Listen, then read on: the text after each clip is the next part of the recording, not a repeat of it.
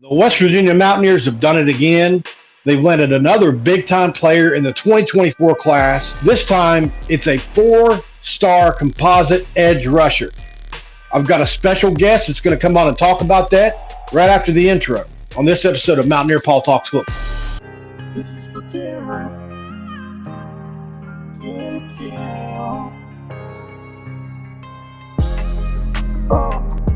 What is up? Welcome in, guys. My name is Mountaineer Paul.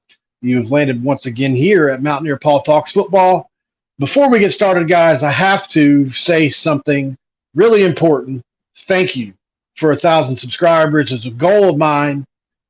A lot of you guys helped me get there. There's one person I need to thank more so than others. He's somebody that I reached out to way back when. He's somebody I started watching with a dream of becoming a YouTuber. But that's something I've wanted to do and pursue. And this person I'm talking about was somebody that was the model for me, along with John Kurtz and a couple other people, when I thought about what that looked like. And this person has been extremely accessible from the jump. He's helped me through almost every trial and tribulation that I have gone through in accordance with this.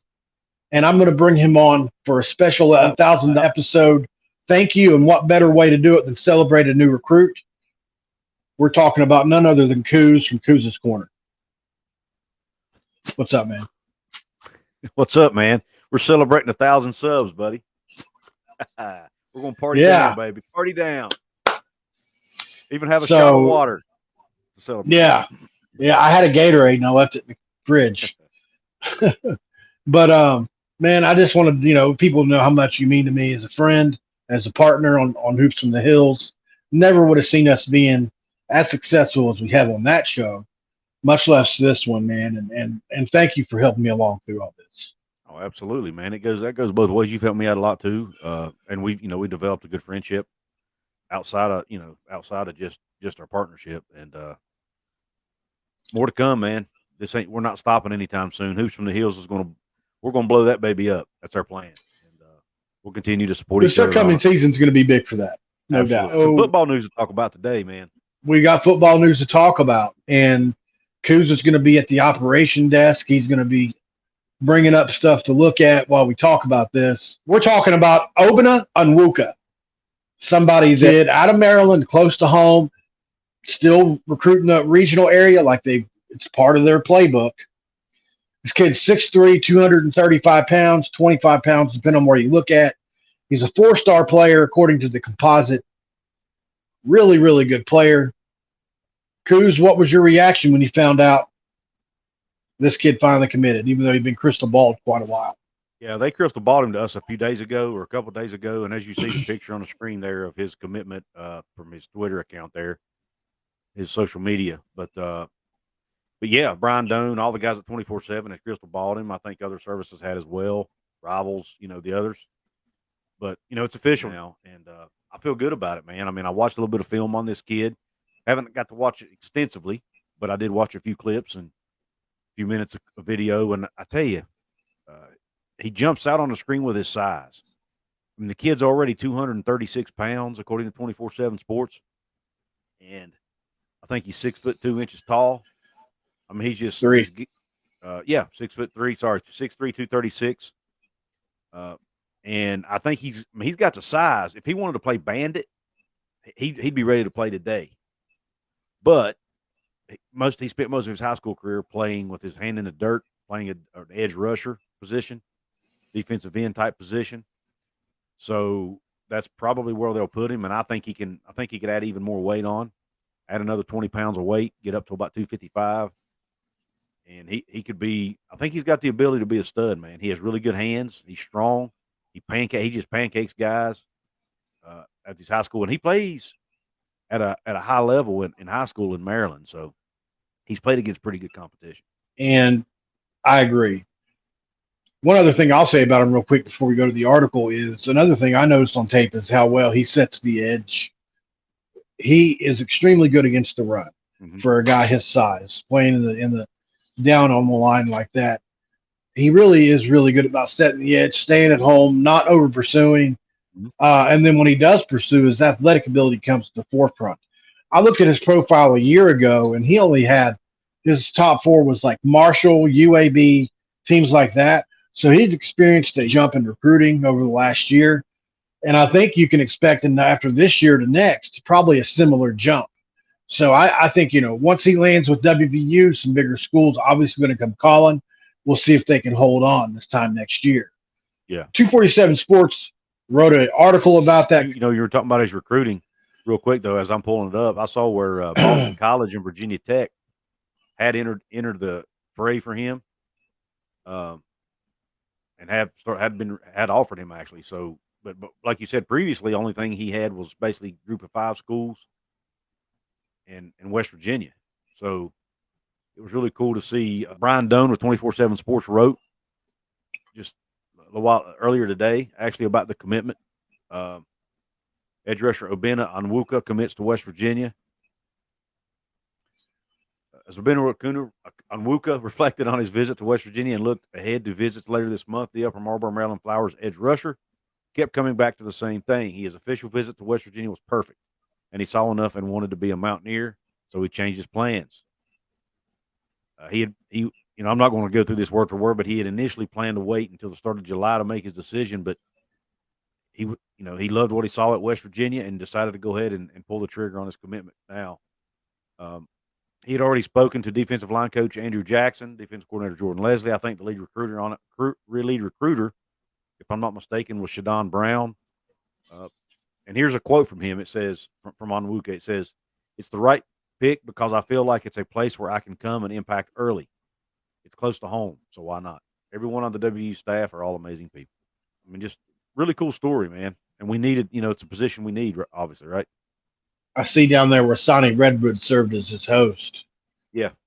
And he said he rated it a 10 out of 10 weekend. So probably one of the most underrated aspects of recruiting is, who do you get to host these kids? I imagine it's somebody's job to try to marry these personalities together. You can kind of imagine these conversations going on behind closed doors. Well, I think so-and-so would get along with him well. Mm-hmm. So-and-so might really mesh with him, And I think it's interesting, with me and my overthinking brain, that kind of thing. Yeah. Yeah. I was actually listening to a podcast yesterday. I cannot remember who it was. I listened to so many, man. I can't remember them all, but somebody was talking about recruiting, and they were talking about how it's not really the coaches. Yes, the coaches do the recruiting. Yes, the staff does the recruiting, but a lot of times it's the players in that locker room that recruit the players. It's the players that are already there, because if that's the people they're going to be around every day, whether it be at workouts, whether it be at lunch, at meetings, on the field, at practice, everything. They're with them all the time. And if they mesh well with the other players, then they're going to be more likely to commit, right? That's probably even more important than the coaching staff in a lot of cases. And I thought that was very intriguing. And I think that's why it's important when he was talking about Redwood being his host. I'm sure there was a reason behind that. Maybe Redwood maybe knew him already, or maybe they thought their personalities would jive. Maybe it's because they play the same position, and he can kind of help him get familiar with that position room. Whatever it is, that's a very important piece to the recruiting puzzle, is who the hosts are and how they mesh with the other talent. So I'm glad you brought that up. So this is the 4th person they've got in this recruiting class. 24 is off to a really strong start. And I'm telling you, this class has the potential to be even better than last year, and was a fringe top 25 class. So I think this class has got a chance to be top 25. When you look at some of the names that are projected and are very likely to commit, along with who has already committed, it's starting to turn into an exciting class. It's going to be hard to top that 23 class, on paper. Now, if they go if there's 4 or 5 players in 23 that some of us think could really change the game for us, if we had a good enough season and Neil can stick around. And that's Rodney Gallagher, that's James Hurd Jr., that's Josiah Trotter, that's Ben Cutter, and Josiah Jackson, and Jaheim White. Those are basically the names. No offense to anybody else. Traylon Ray, another guy. I could go on. These are all 88 to 89 rated players, much like this one. from last year's recruiting class, which borders on elite. So really exciting the way that they're trending upward in recruiting. We're no longer recruiting that teal chip, which was something that was actually made up by a former West Virginia writer. They called them a teal chip. Teal chips are basically in between that 3 and 4 star. They're not a three. They're like a 3.5 star kind of player. And West Virginia basically thrived on those for so many years, turned those 3.5 star guys into 4 and 5 star guys. Well, you've got a little bit less work cut out the higher up that scale you go. You get up to 89 and 90. These kids come in. The reason they're 89 and 90 is because not only are they ready from a mental level, but they're also ready from a physical level a lot of times. And that's the benefit of these higher level recruits. And just to go over, share what else, some more quotes from Onwuka about his, what he liked about West Virginia. He says, I feel like I can fit into the defense easily. I have the body type and IQ to fit wherever. He raved about playing for Jackson, Leslie, and Coach Neil Brown after his visit. He said that Coach Brown reminded him of his head coach. Says, I see the vision he has, and that stood out to me a lot. Coach Jackson and Coach Leslie are very great coaches. Feel like I'm a raw talent that can fit on their defense. I'm very versatile, so I'd look forward to that. What stood out to me there was the body type comment. He says, I have the body type and IQ to fit wherever. Like I mentioned earlier, if they want to put him at Bandit, he could come in today and play Bandit. He's Right. already, he's there physically anyway. Yeah. But if they wanted to put his hand on the ground, he could probably gain, 15 to 20 more pounds. But I don't see why he can't do that. I mean, it says he's going to sign in December and roll in January, so he'll be an early enrollee. So he has a lot of time in the strength and conditioning program. He has extra few months, some extra time with Coach Joseph and his staff. So I see no reason, and with the nutrition, the nutrition team, I see no reason this kid can't put on 15, 20 pounds by the time the season starts in 24 if they need him to do that. Great breakdown. Before we go any further, Coos, can you tell people where they can find you, what you got going on? I want the website, I want the Coos' Corner, everything. Yeah. Thanks, man. First of all, congrats again on 1,000, dude. You've worked your tail off. You deserve it. I appreciate the great intro in the beginning, but you're the one that did the work, man. So kudos to you for that. But you can find me on Coos' Corner, COUZ''S right here on YouTube. I do have occasionally put some content up on Apple, Spotify, audio only platforms as well. If you want to check me out there, a lot of my longer form content, interviews I do with people, I usually throw up there. Obviously, I'd have started a website that you mentioned. I've started a blog. You can go to Coos'sCorner.com. I've got you can get access to my videos, to my podcast, to all the blogs over there. I've got a couple writers that are doing some work for me over there.